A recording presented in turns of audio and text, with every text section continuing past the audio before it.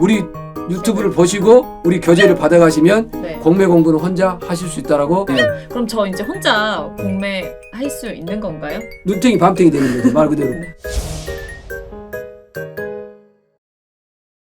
유튜브에도 없는? 100% 공매 기술. 네, 안녕하세요. 오늘도 우리 공매에서 레전드라 불리시는 전길봉 교수님 함께 모셨습니다. 네, 교수님 안녕하세요. 안녕하십니까. 네, 잘 지내셨어요? 예, 너무너무 잘 썼습니다. 네.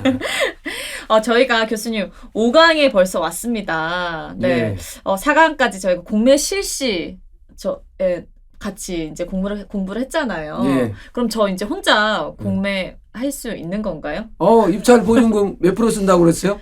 최대 매각 금액에 공매 예정 가격에 100분의 10. 100분의 10. 차수임에 신청할 수 있다고 그랬죠? 네네. 공유자매 신청할 수 있다고 그랬죠? 입찰서에 이름 잘 쓰고 보증금 잘 쓰면 된다고 그랬죠? 네, 한글로 돼 있으니까. 한글로 돼 있으니까. 네네. 다 할 줄 아네. 뭐 더 공부 안 해도 되겠는데. 만약에 정 모르면 예. 전 교수님한테 전화를 할게요. 감사합니다.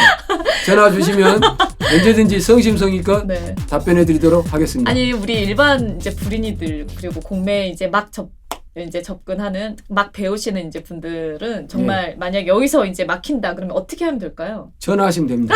아니 어디 전화 교수님한테. 그리고 이 책을 네. 한 5번 정도 읽으시고 5번 정도. 그다음에 유튜브에 들어가면 웬만한 기본적인 강의들은 많이 있어요. 다만 우리가 지금 강의하는 내용은 없다라는 거죠. 그 교재도 없고. 네네. 그래서 이제 그 보충 보완제로 네네. 우리 유튜브를 보시고 우리 교재를 받아가시면 네. 공매 공부는 혼자 하실 수 있다라고 단언할 수 있습니다. 네, 웬만한 공매에 관한 내용들은 이제 유튜브 채널도 많이 서치해 보시고 그리고 이제 교재 이제 이것을 예. 교수님께서 직접 쓰시니 교재를 한 5번 정도 보면은 완전 정복을 할 수 있다 이제 이 얘기인 거잖아요. 그렇죠? 네, 30강 되어 있는데 저희 이제 5강입니다. 시작하도록 하겠습니다.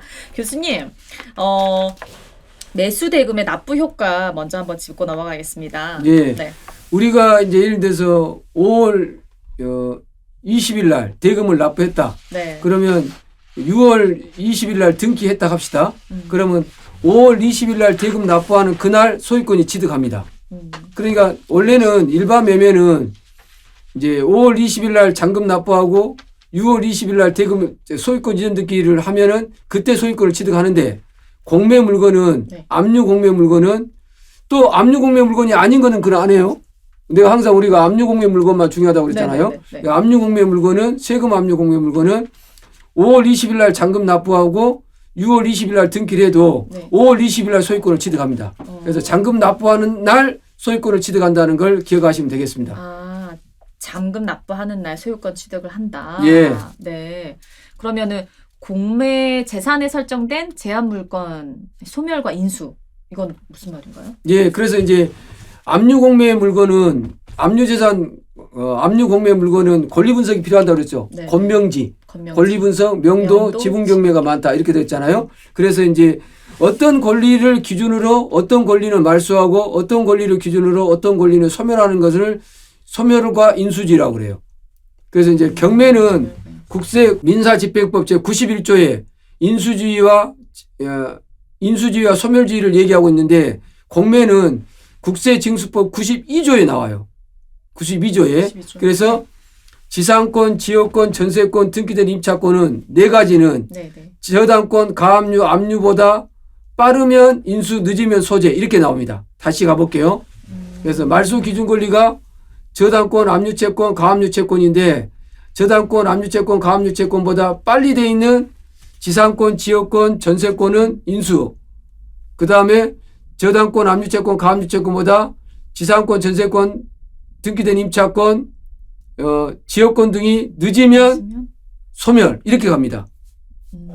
정리되시죠? 인수와 소멸. 그러니까 말소 기준 권리는 저당권, 압류채권, 가압류채권이에요. 저당권, 압류채권, 가압류채권이 말소 기준 권리고 그 제한 물건이라고 그랬으니까 용의 물건을 대부분 얘기하는 거거든요. 용의 물건은 지상권, 지역권, 전세권, 등기된 임차권 이런 용의권들은 빠르면 인수, 늦으면 소멸 이렇게 가요. 그런데 다만 그중에서 전세권은 배분 요구 종기일까지 배분 요구를 하면 소멸이에요. 좀 어렵죠? 네, 어려워요. 네, 그래서 이제 이런 거를 얘기하는 거를 소멸과 인수주의라고 그래요.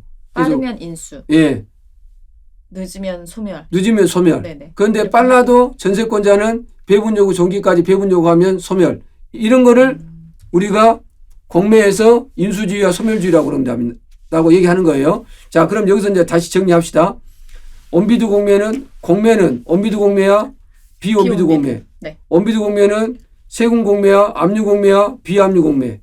압류 공매 중에서 우리는 뭐만 한다 했어요? 부동산만 한다 그랬죠? 부동산, 네. 그러니까 부동산 세금 압류 공매, 온비드 공매는 말소 기준 권리가 있고 말소 기준 권리보다 빠른 지상권, 지역권, 전세권, 특기 등 입자권은 인수, 말소 기준 권리보다 늦은 지상권, 지역권, 전세권, 특기 등 입자권은 소멸.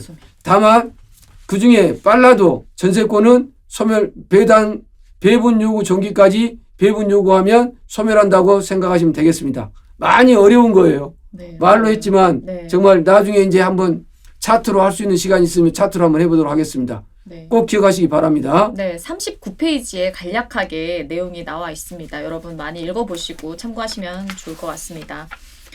그리고 공고 내용 중에 주의사항들이 있어요. 그렇죠? 예, 이 네. 주의사항은 여러분이 이제 압류 공매도 할 때도 주의사항 읽어봐야 되고 비압류 공모할 때도 주의사항 읽어봐야 되고 인터넷 참가자 준수 규칙도 읽어봐야 되고 그러니까 압류 재산 인터넷 참가자 준수 규칙 이런 것도 있거든요. 그러니까 세 개는 꼭 읽어봐야 돼요. 압류 재산 인터넷 참가자 준수 규칙, 네. 그 다음에 공고 내용, 네. 그 다음에 이제 신문 공고 내용, 그 다음에 매각 조건 이런 것들은 꼭 읽어봐야 됩니다. 예, 그래서 공고 내용, 그 다음에 인터넷 참가자 준수 규칙, 압류 재산 인터넷 참가자 준수 규칙 이것들은 꼭 읽어보고 응찰하셔야지 네. 낭패를 보지 않지. 네네. 압류 공매인지 비압류 공매인지 이거 구분도 못하고 공매를 막 들어가면 완전히 잘못 가볼 수가 있다는 거예요. 네네. 그래서 공매는 어려운 게 아니에요.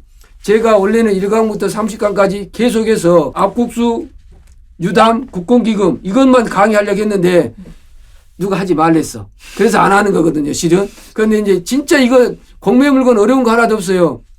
이게 압국수, 유담, 국공기금 물건인지 이거 압국수, 유담, 국공기금 물건 중에서 어떤 건지만 잘 판단할 줄 알면 공매는 어렵지 않아요. 그래서 압류 물건, 세금 압류 물건은 경매하고 비슷하다. 말소 기준권리도 있고. 그러나 그것보다 더 중요한 거는 항상 이런 공고, 신문에 공고 나와 있는 주의사항 같은 것을 잘 읽고 숙지해야만이 된다라는 거. 네. 명심하시기 바랍니다. 네. 매 물건마다 주의사항을 꼭 읽고 공고 내용 주의사항은 꼭 읽기 바랍니다. 아셨죠? 네네. 예. 그러면 깨꼬리 같은 목소리로 네. 공고사항에 나와 있는 주의사항 몇 가지만 읽어주시기 바랍니다. 나하고 다를 제가 읽어볼게요. 네. 공매 재산에 있어서 물건의 특성상 매각에 의해 소멸되지 아니하는 부동산의 권리와 공부 및 지적부상 표시의 상이나 행정상의 규제 또는 수량 등의 상의에 대하여 입찰자 책임하에 공부의 열람, 현지 답사 등으로 물건을 확인하시기 바랍니다. 공매 재산 중 농지에 대해서는 농지법 제8조에 따라 농지 취득 자격증명을 발급받을 수 있는 개인과 농업법인만이 소유권 이전 등기를 받을 수 있고 농지 취득 자격증명을 발급받지 못하는 개인이나 일반 법인이 농지를 낙찰받은 후에 농지 취득 자격증명을 발급받지 못하여 소유권 이전 등기를 할 수 없더라도 매각 결정은 취소되지 않으므로 입찰자 책임하에 사전 조사하고 입찰에 참가하시기 바랍니다. 예, 네네. 잘 읽으셨고요. 그 첫 번째 읽었던 게 이제 인수라는 말이 나오죠. 네. 예를 들어서 내가 어떤 이제 10억짜리 아파트를 공매가 나와서 이제 7억까지 떨어져 가지고 내가 이제 8억에 샀어요. 그런데 그 집에 전세권이 5억이 있어. 네. 그러면 그게 전세권이 소멸 안 되고 나한테 넘어오면 7억까지 떨어진 것을 10억짜리를 8억에 샀는데 5억으로 인수해버리면 총 얼마 주고 사는 꼴이 되는 거예요? 13억이 돼버리잖아요. 네네. 그러니까 눈탱이 밤탱이 되는 거죠. 말 그대로. 네. 그래서 인수하는 물건이 있는 건 안 돼요. 예를 들어서 어떤 임야를 샀는데 땅을 샀는데 거기에 지상권이 있는 거예요. 지상권은 30년 동안 내 땅이 아니거든요. 이제 지료는 받을 수 있어도. 그런데 저당권보다 먼저 되어 있는 지상권이 설정되어 있는데 그걸 모르고 공매를 낙찰받아서 내가 낙찰받으면 안 되거든요. 더군다나 또 세입자가 예를 들어서 지금 10억짜리 아파트가 공매로 나와가지고 내가 7억에 낙찰받았어요. 다 같이 미서. 기분이 좋잖아요. 그런데 거기까지 세입자한테 세입자님 나가주세요라고 했더니 세입자가 흥 그러는 거예요. 그 알고 봤더니 그 세입자 보증금이 6억인 거예요. 그러면 내가 6억을 다 물어줘야 되는 거거든요. 그래서 인수하는 것은 정말 조심해야 돼요. 맞아요. 그래서 이제 압류공매는 말소 기준 권리 밑으로 되어 있는 것은 소멸하는 것이니까 걱정할 것이 없는데 비압류공매 같은 경우는 그렇지 않고 인수될 수도 있다 없다 있다 조심해야 돼요. 네. 그 다음에 이제 두 번째 농지 살 때 농지 취득 자격 증명이 이제 까다로울 것 같아요. 이번에 무슨 사태 있었죠. 농지 투자에서 네네. 투기 네네. 뭐 이런 거 있었잖아요. 네. 그래서 이제 농지법 제8조에 보면 농지를 살려면 농지취득 자격증명을 신청해야 되거든요. 네. 농지취득 자격증명을 신청하려면 용농계획서라는 것을 제출해야 돼요. 그러니까 이제는 여러분이 농지취득 자격증명은 과거에는 서울에 있는 사람들도 저기 저 경남이나 전남에 있는 농지도 일단 농지취득 그쵸. 자격증명을 신청해 줬어요. 네네네. 허가를 해줬거든요. 네네. 그 뒤로 이제 농사를 짓느냐 안 했느냐 했는데 지금은 이제 많이 강화될 거예요. 네. 그러니까 항상 농지를 낙찰받고자 할 때는 이 물건에 농지취득 자격증명이 나오는지 안 나오는지를 사전에 읍면사무소에 전화를 꼭 해봐야 돼요. 뭘 해봐야 된다? 전화. 여보세요. 안녕하세요. 예, 주사님 안녕하십니까. 제가 몇 번지 농지를 살려고 그러는데 네네. 농지취득 자격증명이 나옵니까? 라고 꼭 물어봐야 돼요. 이게 어렵다고 한다면 농지를 사면 안 돼요. 그 다음에 일반 법인은 농지취득 자격증명이 안 나옵니다. 용농법인만 농지취득 자격증명이 나오지 일반 법인은 농지취득 자격증명이 안 나온 것이 원칙이니까 농지취득 자격증명도 조심하시고. 개인이나 일반 법인, 개인이나 일반 법인이 농지를 낙찰받은 후에. 예. 네네. 그래서 일반 법인은 개인은 농지취득 자격증명이 나올 수 있고 일반 법인은 안 나오고 나오는데 용농법인은 나오고 예, 이렇게 됩니다. 그쵸. 이번에 학교 의료법인이 경매가 나왔어요. 서울 시내에 한 의료법인이 한 10몇 개가 경매가 나왔는데 의료법인이나 종교법인이나 학교법인 이런 것들은 그 법인이 뭡니까 법인을 허가를 해주는 행정관청으로부터 허가를 못 받으면 소유권 취득이 안 돼요. 그 재단법인, 학교법인, 의료법인 뭐 이런 게 있잖아요. 사회복지법인 이런 게 있거든요. 네네. 이런 법인 같은 경우는 인허가가 필요해요. 그래서 이런 내용들을 진짜 조심해서 응찰을 하셔야 됩니다. 그다음에 주거용 건물의 경우도 있어요. 그죠? 예, 한번 네. 읽어봐 주시죠. 주거용 건물의 경우는 등기부상 최선순위 권리자보다 먼저 주택의 인도 및 주민등록 전입신고 등의 대항 요건을 갖추고 있는 임차인이 있을 때는 낙찰자는 매수대금 외에 임차 보증금을 별도로 인수해야 하는 경우가 생길 수 있으므로 임대차 관계 등에 대해서는 입찰자 책임 하에 사전 조사하고 입찰에 참가해 주시기 바랍니다. 예.